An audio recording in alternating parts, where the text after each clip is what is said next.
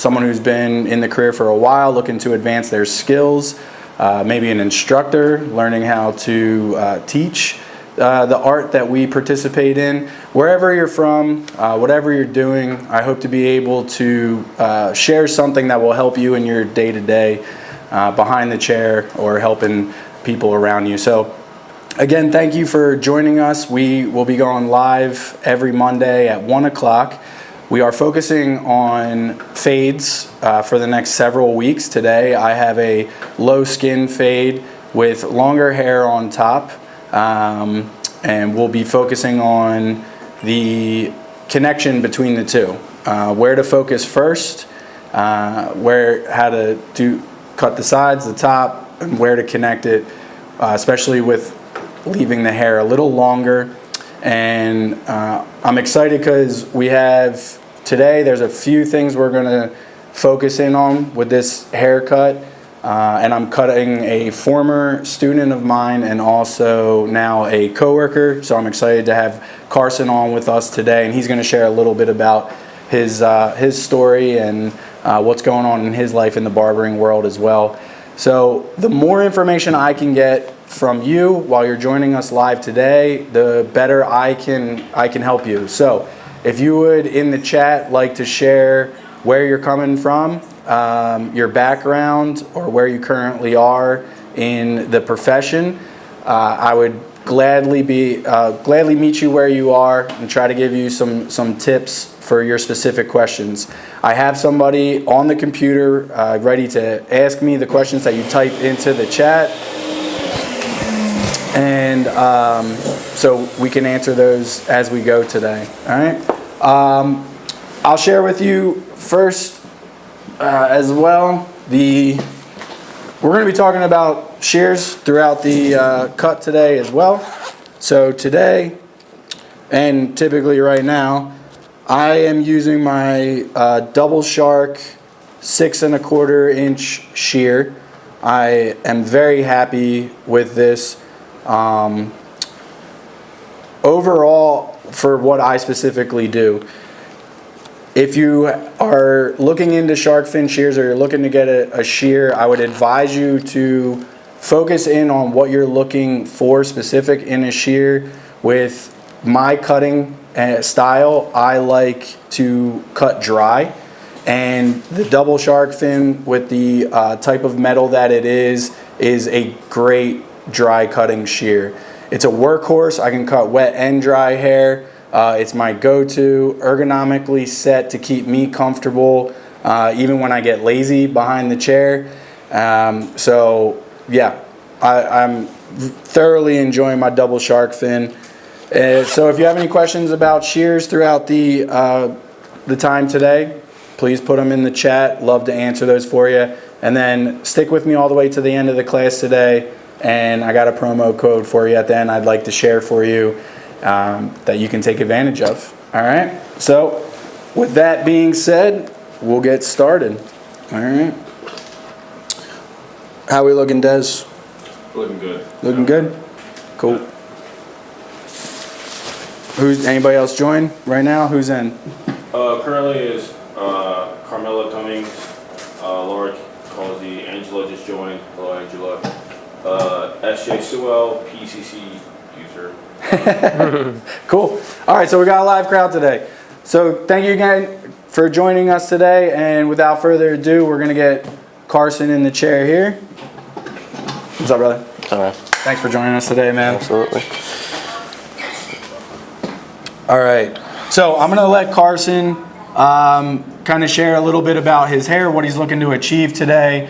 And we'll talk. I'll share what I'm going to do, how I'm going to approach it, and then we're actually going to hear a little bit from Carson where he currently is in cutting hair and shedding light on that. So tell these guys what are you looking to do? When was your last haircut? And how are you styling it these days? Yeah, last cut was about 3 weeks ago, so not going to be a drastic cleanup on top, but more just kind of want the sides tightened up. I do wear it messy and just kind of forward, sometimes with a sea salt spray, sometimes a powder, pomade, but just wearing it messy. So with my hair, there's a couple things that I kind of focus on. I'll usually give the barber kind of their creative flair, but there's a couple things I always ask for. I like my parietal left super heavy. So I want to go tight on the sides, but it's always the balance of leaving this full enough to where it meets the top. And then the back as well, I get 2 dark spots right on the very, very back. So just so it's short enough, tight enough, or at least high enough in the back where it kind of eliminates that. And then, yeah, that's pretty much it. Cool. All right, so here are the dark spots Carson's talking about in the nape area, which the nape area always has something that we can analyze for our client, either direction or color or density like Carson's talking about. So that can help us in tailoring the haircut specifically for our client. Something I like to share with my students when I'm listening to a client, I give them a general time to be able to tell me what they're looking for the first time I'm cutting their hair. You're typically going to get 2 to 3 things that a client wants, and that is your job to pull out and confirm that that's what they're looking for, and this sets the target. As long as you get within that target, you're most likely going to give them a good haircut, and we need the client to return. Okay, so first haircuts, I explained to the client, we're gonna get what you're looking for. And my goal is to have you sit back in the chair so on cuts 2, 3, and 4 I can perfect it based off of learning more about your hair and everything. So those 2 to 3 things in the haircut are vital. So Carson had a haircut about 3 weeks ago, not a lot off top. He likes to wear it forward and messy, got it. He does like to go tight so we can go low skin. And then the third key thing that I heard was in the parietal area, we need to keep it fuller so that we don't make a cone shape in the head. So those are the 3 things I heard. Cutting a barber, he can be more specific. Sometimes we get clients, they're a little bit more general with what they say, but us as professionals knowing that these are kind of the things that clients are looking for, then we can offer our professional opinion to assist them on describing the haircut. Okay, so we're gonna start with that. While I'm going through with my procedure on skin fades, if you have any questions about what I'm using, how I'm doing it, please feel free to ask. I'm gonna explain the haircut briefly, and then as I'm working with the tools, I'll be explaining some more as well. All right, one thing that I will note, leaving the hair a little longer, I'm always going to look at a client's recession line. The recession line, although we don't like to say it like that, it's just the points of the front hairline meeting the side. So when we're looking at having longer tops or going shorter or whatever, I'm always looking at our recession line.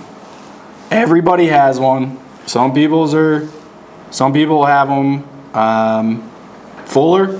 Some are a little bit more shallow. Carson is a little bit more shallow. He did give me liberty to talk about this today, so thank you. And I'll share with you guys how I handle the recession line. I'm gonna give you a quick tip, and then when I get to the top, we'll talk about it a little bit as well. So after I do my consultation, I'm going to start analyzing what I see specifically in the hair. This is going to help tailor the haircut and get you closer to the bullseye on that target. All right. So picking up on something like this, if you section from recession line to recession line and then pull the hair down, this will separate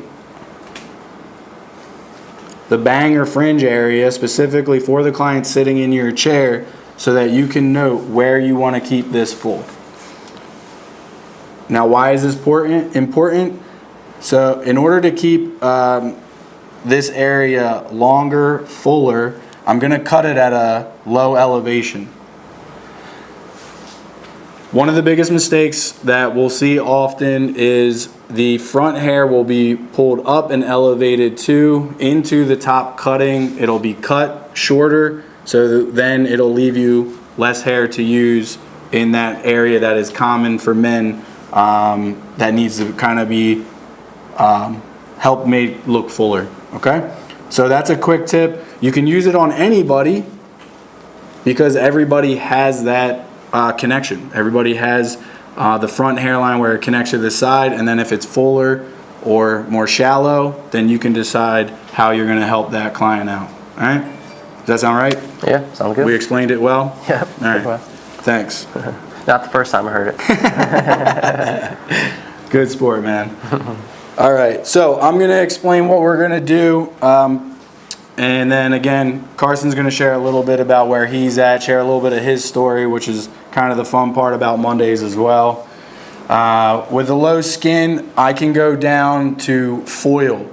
So going down into foil, I'm going to foil in the taper area on the sideburn, just above the ear, and then his taper area in the back. That is going to be the lowest setting that I'm going to go to. To protect the top area, I sectioned out, and I will continue to do so,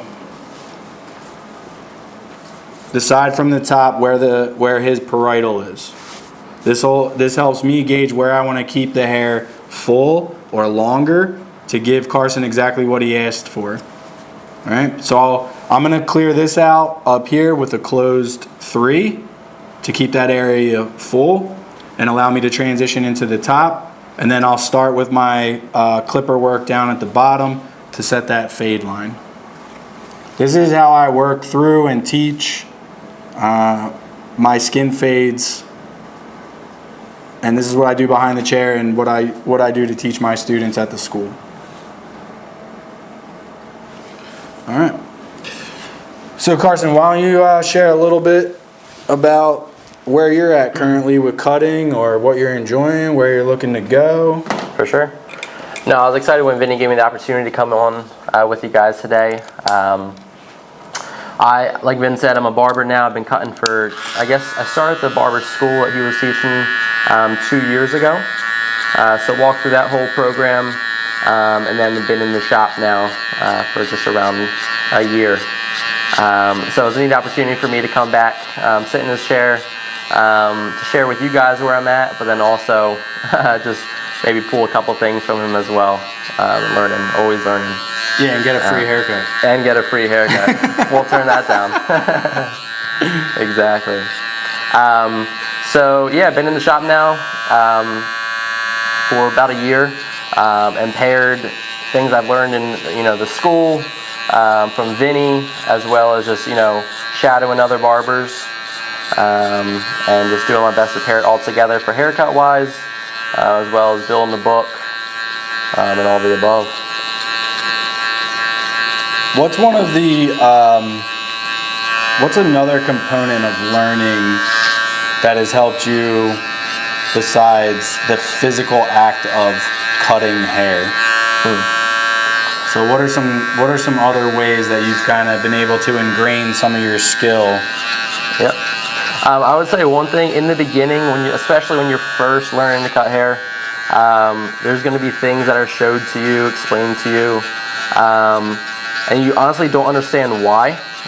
But the people that are teaching you have way more experience. So what I've seen, and for myself, is especially in the beginning of school, just sticking to what you're taught, even if you don't know why.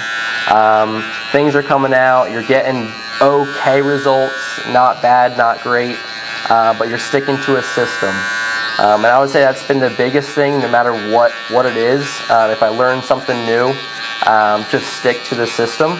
You might not get a perfect haircut, but it gives you the base layer of learning a new skill. So, and then you'll have these light bulbs going off for sure. Well, that's good.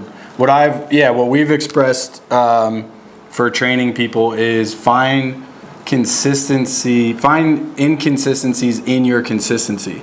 So if you're following a procedure and you're trying to get better and better and better, when you're first learning, you're not going for the perfect haircut. You're going to get better at the specific skill.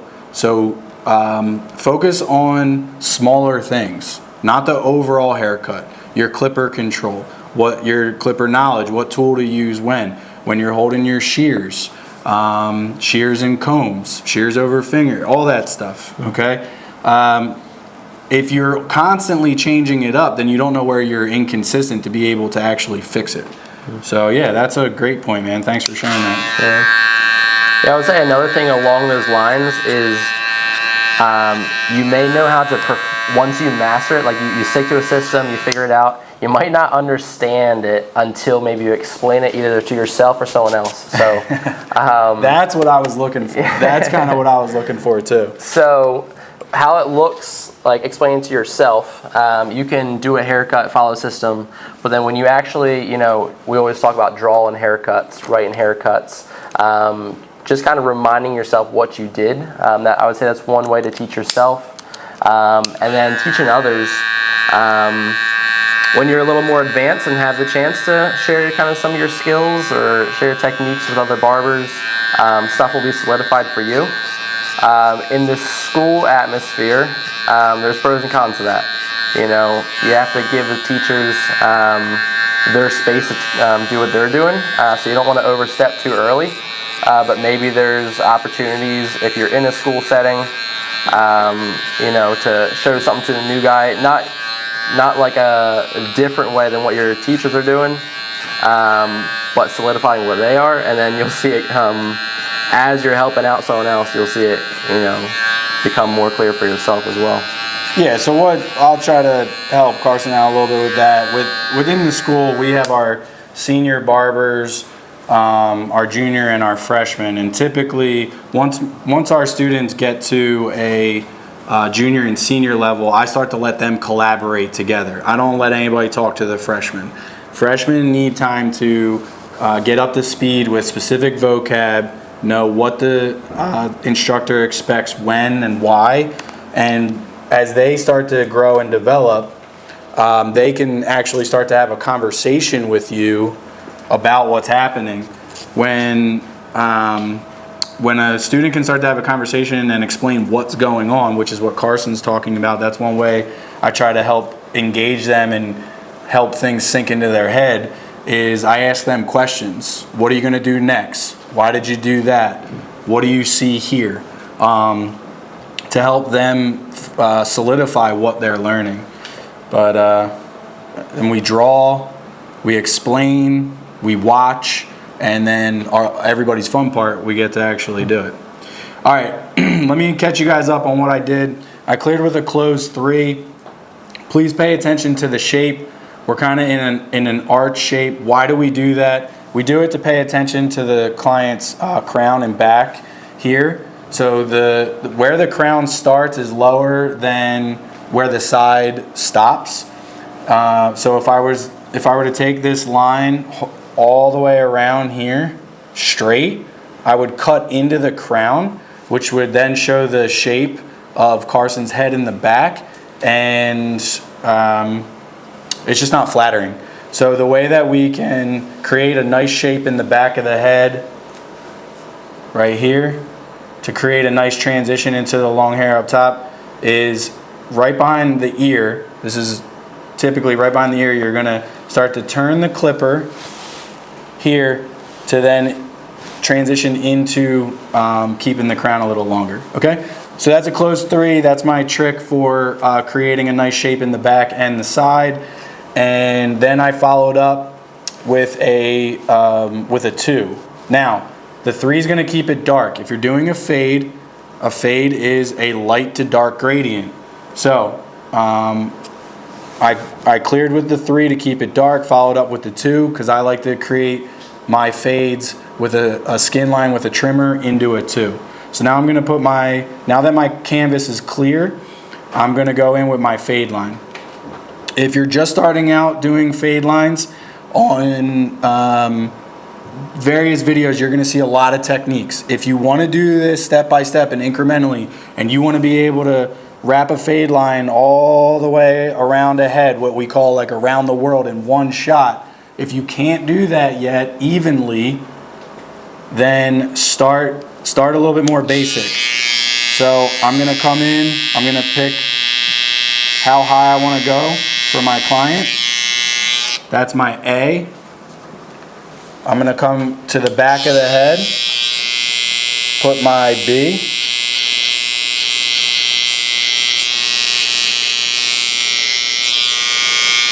Go to the other side. Now I'm going to look at Carson straight on. I'm going to have him pick his chin up a little bit, and I'm going to gauge where the line is on this side. Eyebrows are symmetrical, so I use people's eyebrows. The skin line on his left side is about a corner of the eyebrow. So I'll line that up and start there. Now I have an A and an A, and I got a B in the back, and now I just got to go through and connect them. And it's easier to connect a start and a finish point than it is to go all the way around the head. So again, if you're more advanced than this and you're putting a skin line in and you're just tapping in or starting from the bottom and going up, you have great clipper control, and that's great. That's going to pick you up some speed. If you're not and you're trying to get better, then this is what I suggest doing. This is what I have all my students start out with. This is how I started out. And as I got better and better at my clipper control, I got faster and faster. You got to start somewhere. So as you can see, now that I have that top line in, I know exactly where to stop. So I can pick up speed here and make sure that all this hair is mowed down to a trimmer length. Des, we got any questions coming through or anything? Nope. Okay. And you said, Vin, that we have, that you could have students, experienced barbers, teachers, all the above? Yeah. Watching, cool. Yeah. Yep. Yeah, our goal is just to give back no matter where people are in their careers.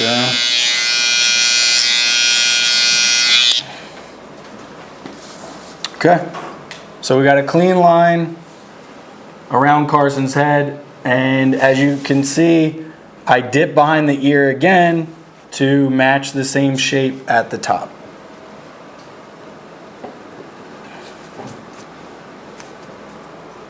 So this shape matches over here as well.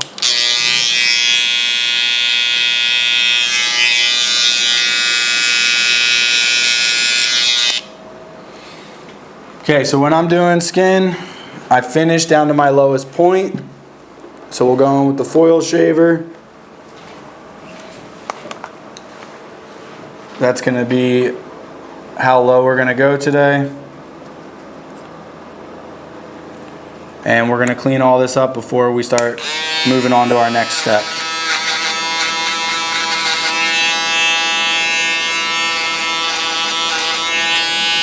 Smaller area. There are two foils here that move by themselves. When I'm doing a smaller area, I like to use the highest one, put it on the head, and I can see better what I'm doing. If I'm doing a larger area, then I'll put both foils on the head, and the top one will clear first and the bottom one will finish. So just one way you can use the foil shaver. So back here, it's a little bit bigger of an area. It's also more dense. So we'll use both foilers.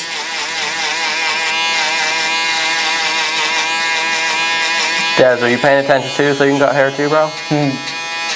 Yeah, I was just telling, I was thinking about like trying to do like a cut myself.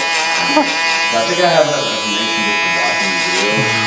Like, to cut them up. Maybe what we should do is, I think what might be helpful too, this might be an idea later. I don't know if I'll do it with you, Des, sorry, but maybe a student who's like midway through the program, we can actually have them cut and I can kind of critique what they're doing and where they're doing it. And maybe that would help people that'd be dope. kind of see.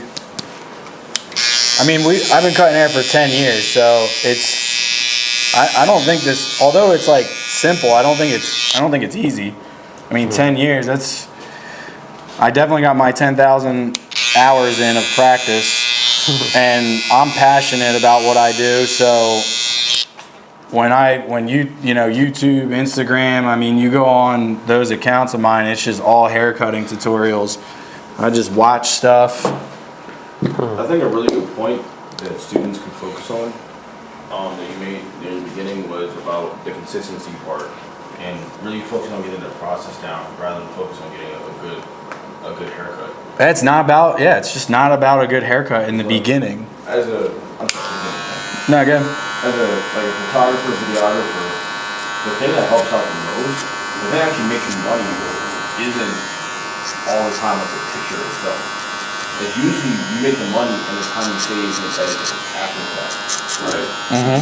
The quicker you get projects out, the quicker you get to another client. It's the same thing as being a barber, right? Like when you'll get your skill set down, your skill will increase the more you do. Let me add something to that too.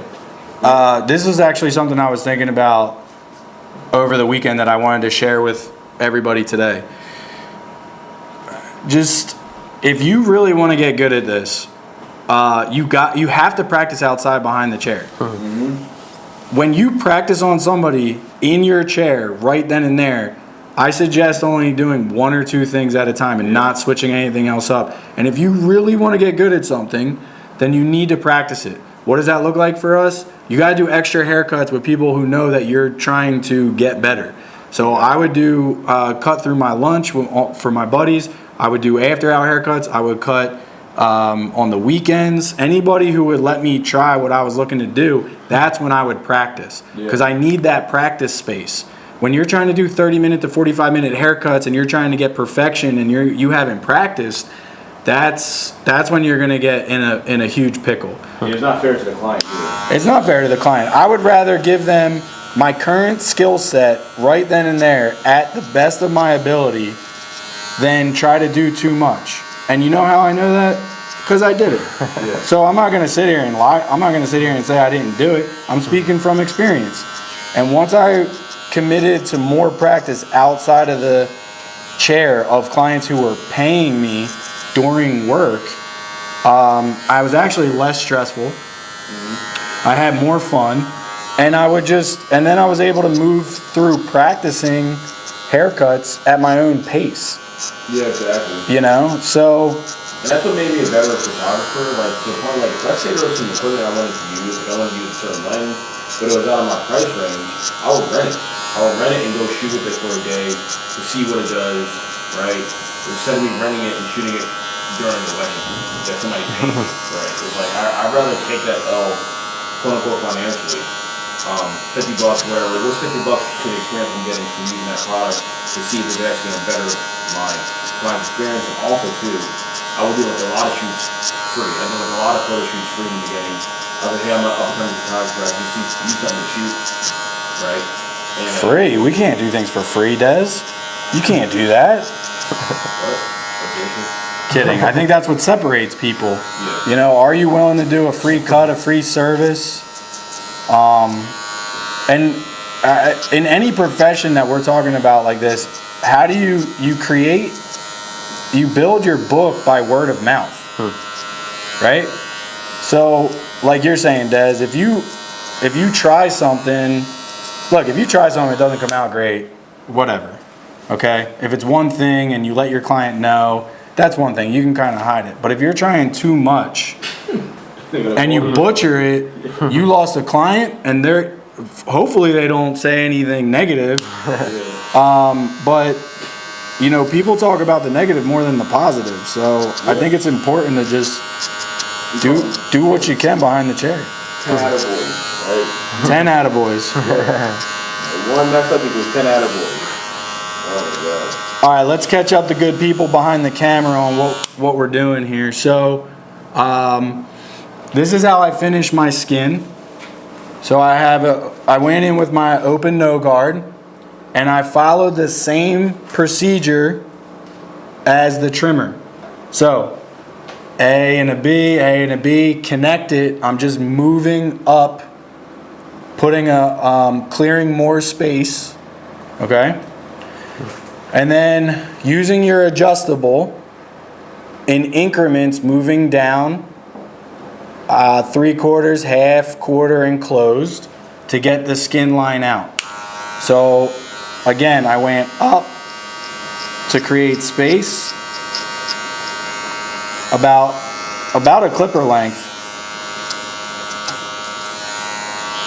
And then in the section, so I do a side section, a back section, and another side section. I worked down to the trimmer line.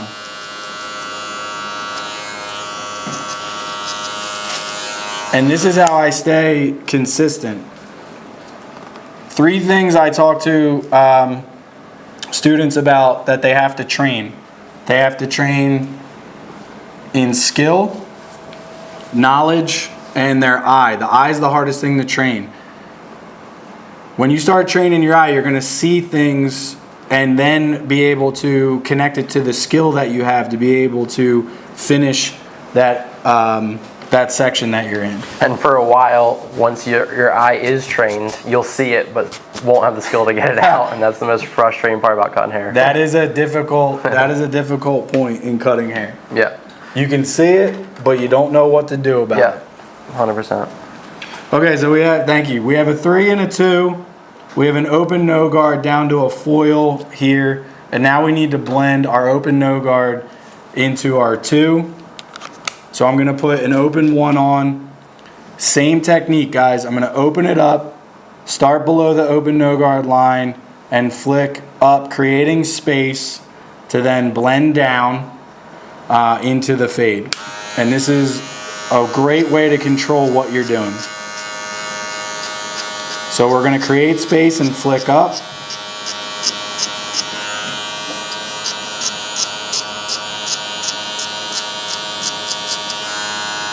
We can start to see some nice connection happening and that gradient start to form that we talked about, light to dark.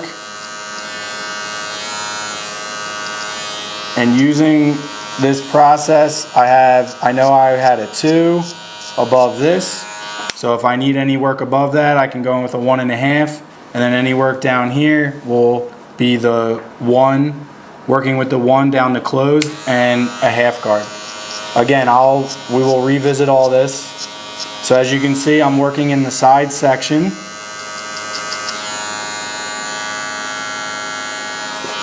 Don't worry about this here. We're going to work down to that. This is why I like to work in panels. You can see where I left off here. Can you see that, Des? Yep. So this is where I just left off, and now I'm going to continue around the head. Firm pressure, guys. Please, please, please. I see so many mistakes with people. Can you see the side here, Des? Can you see that? Yeah. Okay. Too many people. This is 2 major mistakes. 1, your clipper is not at the right angle to cut the hair. All right. If you're looking to put a true 1 in, you got to have the teeth on the head to cut it. The second thing you need is pressure.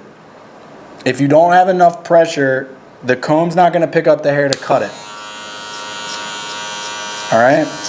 And these are the things that will make a world of a difference. When you have this angle down, the teeth aren't cutting the hair true to the length that you actually desire.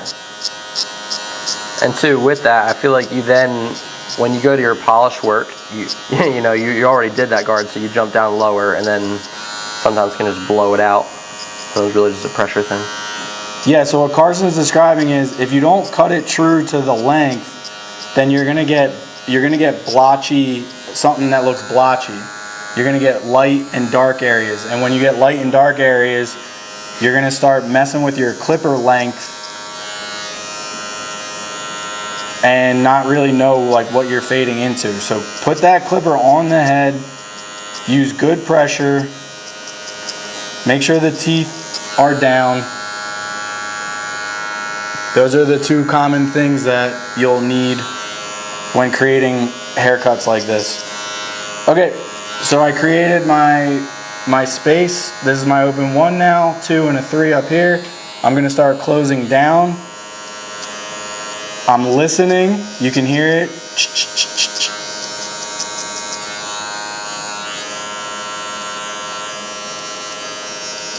Very, very small up and down movements. Very controlled movements now. When I'm clearing space, I'm using more of a C stroke, up and off the head, up and off the head.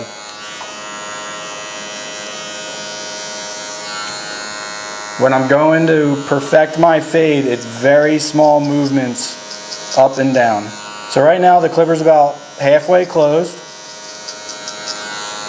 I'm gonna stay in this back section. I'm gonna close it down to a quarter. I can hear it cutting a little bit more. Up and down motions. I'm gonna close it all the way, clearing out the last little bit, and as you can see, I drop my clipper lower on the head, working up to that area I wanna cut, waiting to hear it, and then as soon as I hear it cut, kind of flicking off. Now, again, with the control that I have and the ability, I'm moving faster. You do not have to move as fast. You can move up and down, listen to it cut, and flick off as slow or as fast as you can move.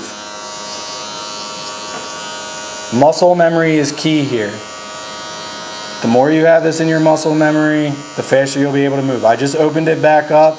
That's why you see me going higher, to clear a little bit more hair. Okay, Des, in the camera, can you see this faint line down at the bottom here? Yeah, let me Great. focus it. Give me 1 second. Okay, so seeing this faint line down here, I went all the way down with my closed 1. I'm gonna connect that area with my half guard. All right, so we're almost done the fade right now. So if anybody has any questions or anything they want to share, now would be the time to ask, because after this we're going to move to the top and then transition with shear over comb. I think too, with like when you are working on skills and you're trying to perfect them, then like once you are more confident kind of in general with top cutting, with transition, during your haircut you can allow more time for what you're specifically working on. So maybe you don't work on a new technique on a client, but maybe you're like, oh, I want to do more polish work with my fading.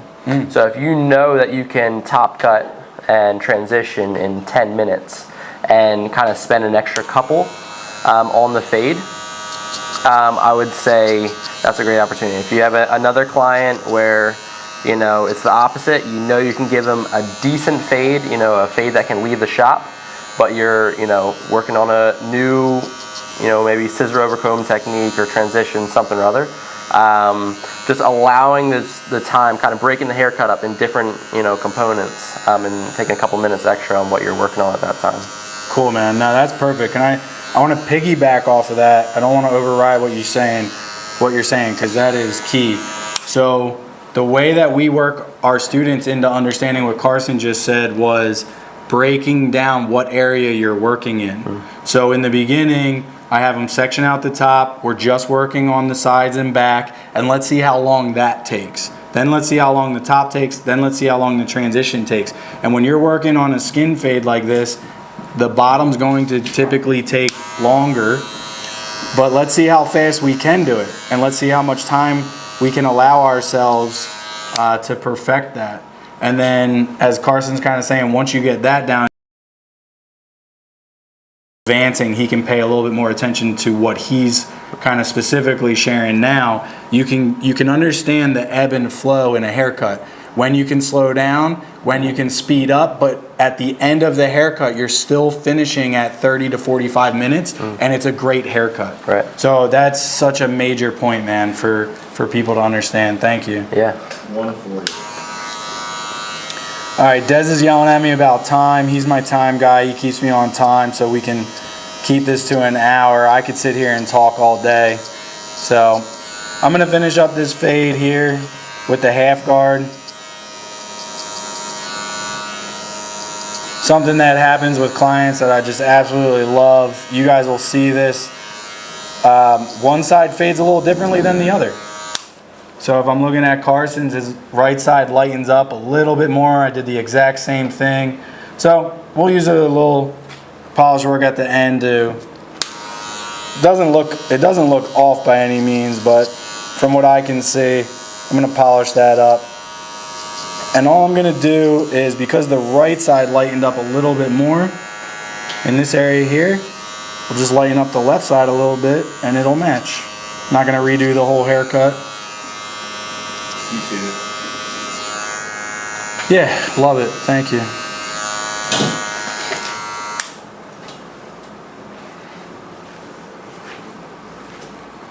All right, so this is what Carson was talking about in the beginning. As you can see, we still have this shape that he wanted. So we did not sacrifice the shape and length on top just because we put a skin fade in. All right. Now we're going to transition last, because as soon as I cut the top, that's going to shorten this up. It's going to change the way that the blend looks here, and then we'll finish that with shear over comb and keep it moving. So this is where I would want to be right now. I'm going to touch this side up with a 2 a little bit more, and then we'll move to the top.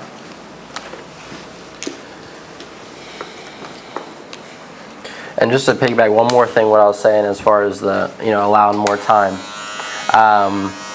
One thing that was super helpful for me was, in the beginning when you're working on bringing your time of cuts down a little bit, just overall, I would spend so much time on the fade, so much time on the top, so much time on the transition, and kind of be at my time limit, and then still have to outline, clean up the neck, ears, eyebrows, all that stuff. So one thing I started doing was kind of get some of that stuff out of the way first.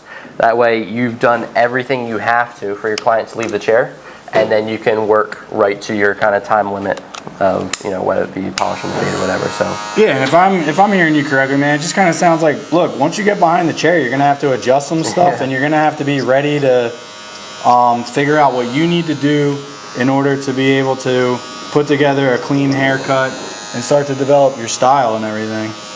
And that's what I like about what we do and how we teach. I'll teach you all the fundamentals, everything I can. I know you're gonna change it and develop your own style, as you should. But we gotta start somewhere. It's been awesome seeing Carson grow. Like I said, Carson was a student here. He's now a co-worker. So we actually cut at the same shop. And it's just been great to see the progress that he's made and achieving the things that he wants to achieve, behind the chair and everything. So it's been cool. All right, finish this up. Like I said, I'm gonna take a look behind the computer.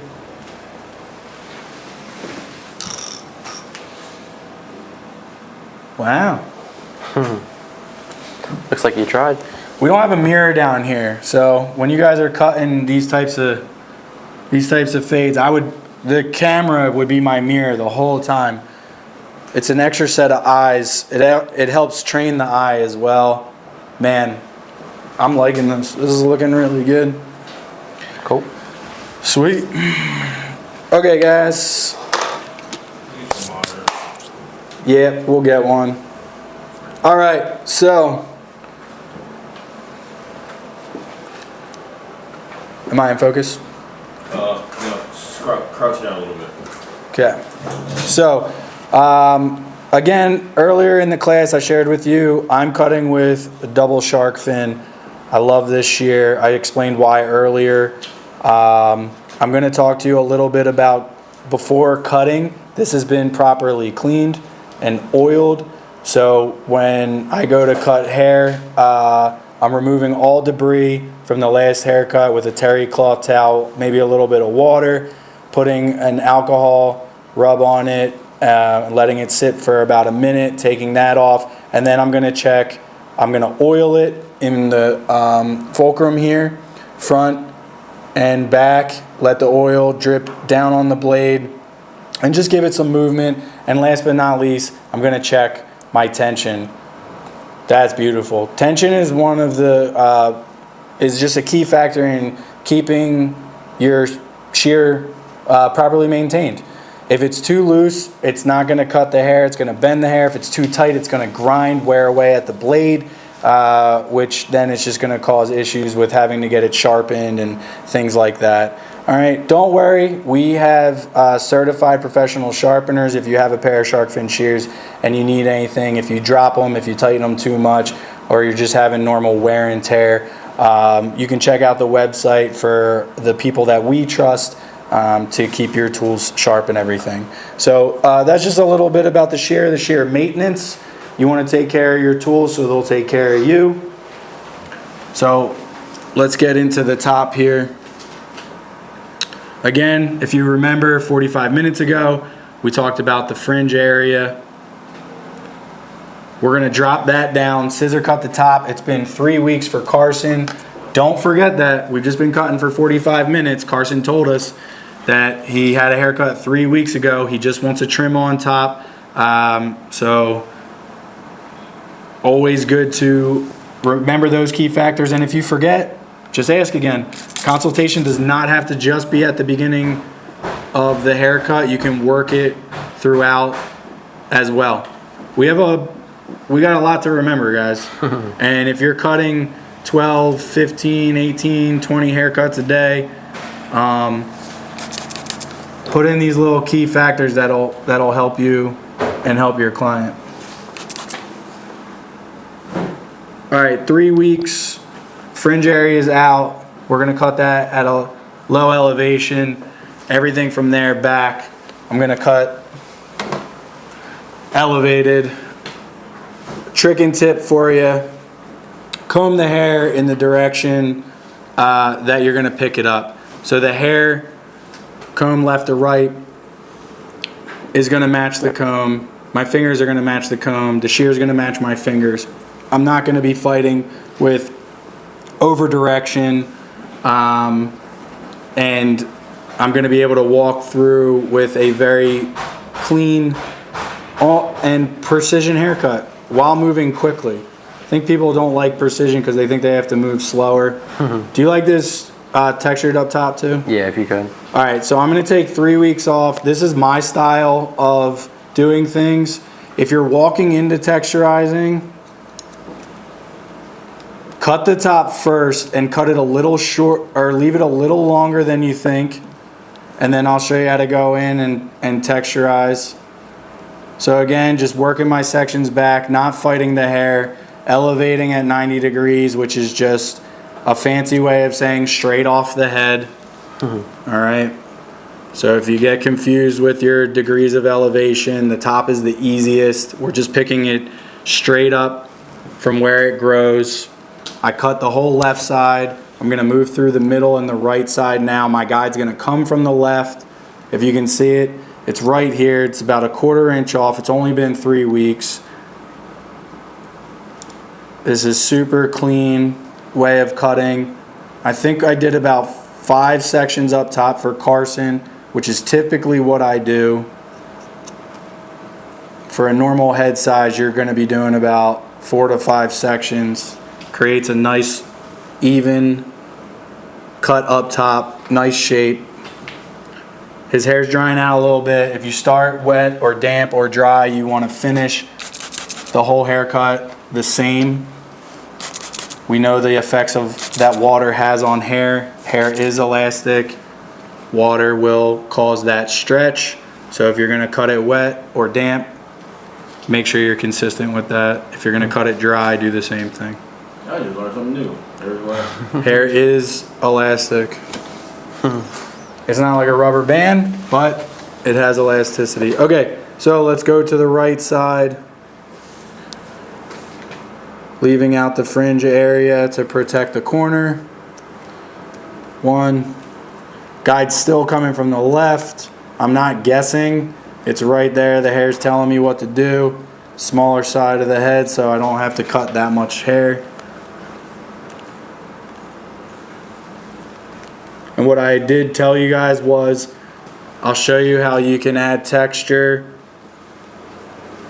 and kind of do it in a safe way if you don't want to do it while you're cutting the top. So I left the hair a little bit longer. Again, don't have my mirror, so double checking. Now when I'm getting to the detail work, I'm going to use the other side of my comb, which has more tension, which is going to pick the hair up the way I want it. And now for texture, I'm going to go on an angle. Okay, so straight up and down in a deep cut is going to remove bulk. Angle, shorter, cutting less hair on an angle is going to create texture. Why? Because we're putting in a difference of lengths, and short hair pushes long hair, which causes texture. If you have a client with fine hair up top, less hair, and you're trying to get volume, this is a great technique to help those clients with flat, thin hair. It doesn't have to be a density issue, okay? The texture of the hair is fine. So if their hair lays on the flat, lays flatter, then texturizing the top with different lengths, short to long, and a product that causes volume is going to do wonders for your client. And they're going to think that you are a magician. I think it's key too, though, finding that right product to pair with texturizing. Oh, yeah. I'll have clients sit back in my chair and ask if I can add more texture. And I'll be like, well, I can slightly, but maybe I'll just ask a simple question like, are you wearing product during the week? And more often than not, they'll say no.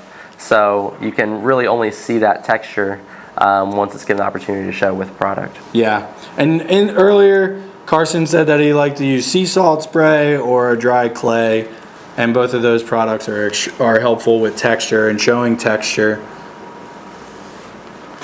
And we should be able to see some of that texture just coming through even right now. Chin down just a little bit. Cool. So decision time. I'm not going to take a lot off the front. I'm just going to cut some of the ends and we'll see if it connects well. So I'm going to have Carson turn towards me. This is what I like to do in the chair. I don't lean over my client. He turns towards me. I'm in an upright position. I'm very comfortable. He's comfortable. We're going to cut across and then turn this way. And then right here in the corner, leave it long. As you can see, my fingers are slightly angling up so that I can move into connecting the haircut into the parietal.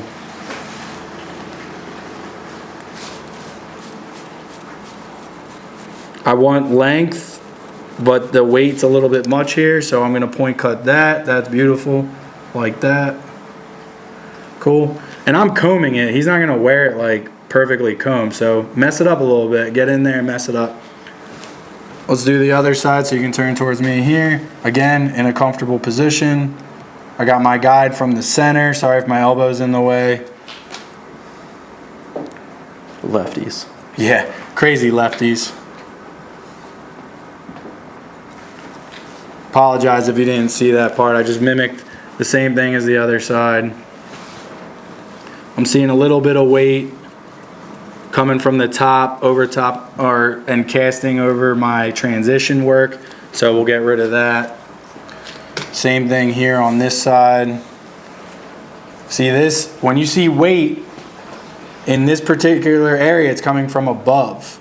So if I move that hair out of the way, you can see how nice this transition is right here. The hair that's causing the weight is from above. So we gotta find that to fine tune this haircut. So let me see if we can do this here. Got me, Des? Yep, sir. Okay, so it's coming from above. So we're gonna find that. Here's a really easy trick I use to teach my students, and then this will train your eye. So if I comb the hair down, there's a little bit of length here I want to remove for the transition.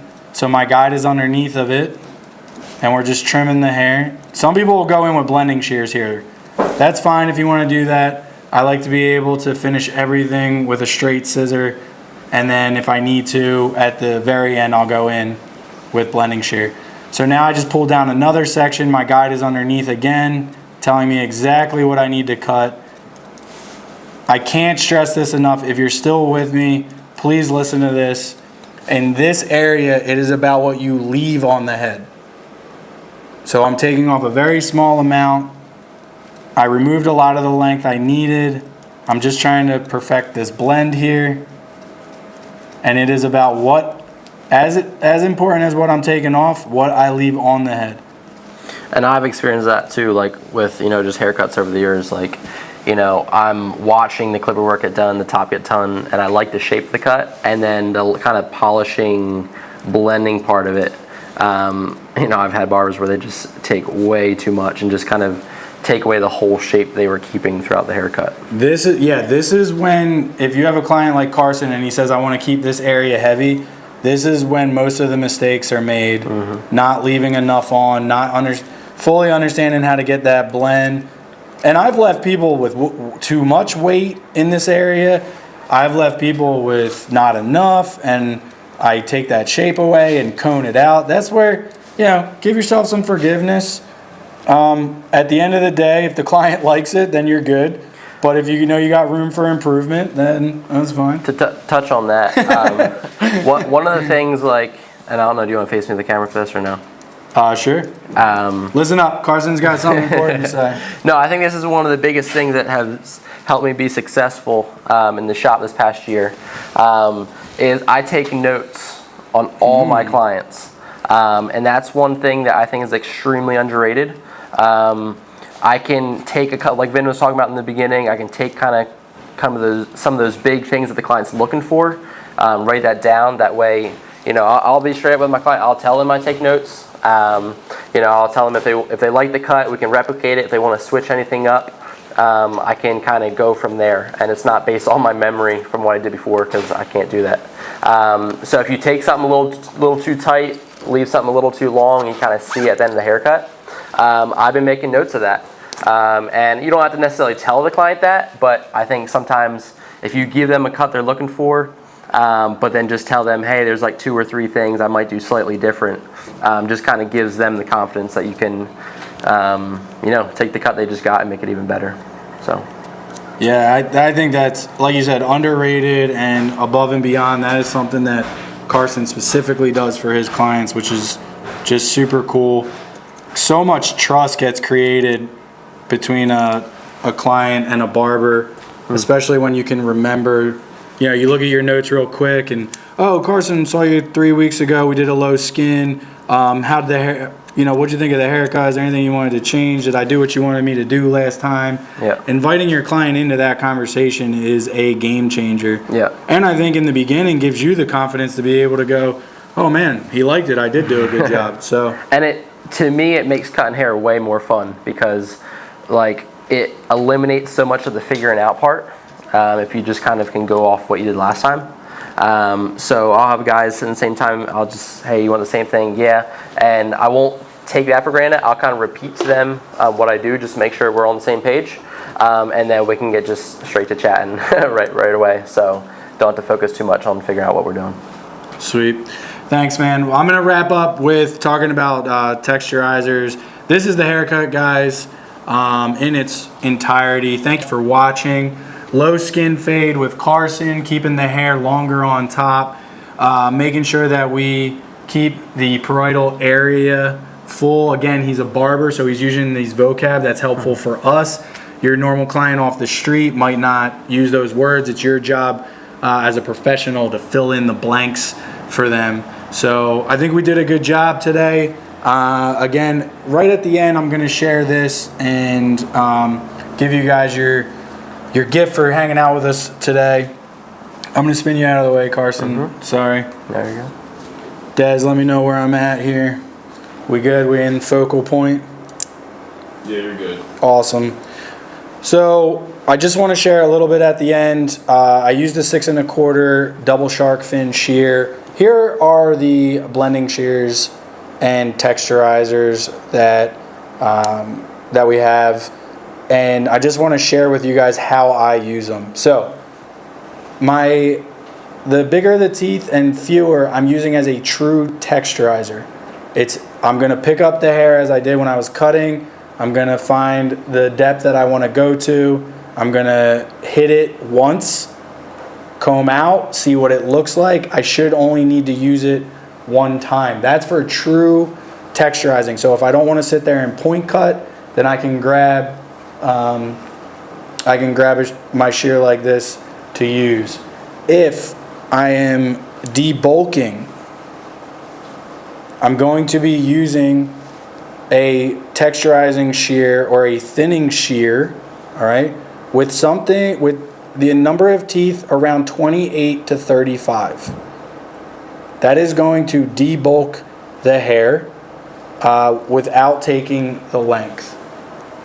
Your blending shear, what we're going to use for these types of haircuts, and what I would specifically say in the barbering world, is about a 40 tooth texturizing shear. This is the blending shear. So I'm using this on the ends of the hair where my clipper and scissor work are meeting. All right. So like I said earlier, I really like to use my straight shear as much as possible to perfect what I'm trying to do, and then every once in a while I need the help of my blending shear, and that is because of the type of hair, the color, the density, the texture, things like that. Know your tools, know how to use them, when to use them, and man, you'll see a dramatic change. Now, you can use these. You can use two of these, the 25 plus tooth and 40 tooth. Sometimes similarly, but that's specifically what they are used for. All right. Thank you guys again for tuning in. I hope it was helpful on the haircut. I hope some of the tool knowledge is helpful. If in the future you're looking for anything specific, we're looking for feedback. So you can reach out to us on Sharkfin Shears on Instagram, education@sharkfinshears.com. Give us your feedback, what you want to see in the future, and we'd love to hear from you. Thank you guys for tuning in. If you stayed today and you're going to go online and shop around and you're looking for a shear that is perfect for you, please go to sharkfinshears.com. Anything on the Pro Line Plus, you can use Vinny Pro Seta VP20 at checkout and get 20% off of your first purchase. That's for the Pro Line Plus. If you're a school tuning in today and you do not have Sharkfin student shear kits, if you have not ordered them for your school yet, please reach out to us, get set up with a rep, and give them promo code VP10 for 10% off your first purchase for the student shear kits. Thank you guys again so much for tuning in. Again, this has been an amazing project to give back to the hair industry that we love so much, just sharing all these things together. I'll turn Carson back around so he can say bye, and we'll see you next week for some more fade techniques. Have a good one, guys. Thanks.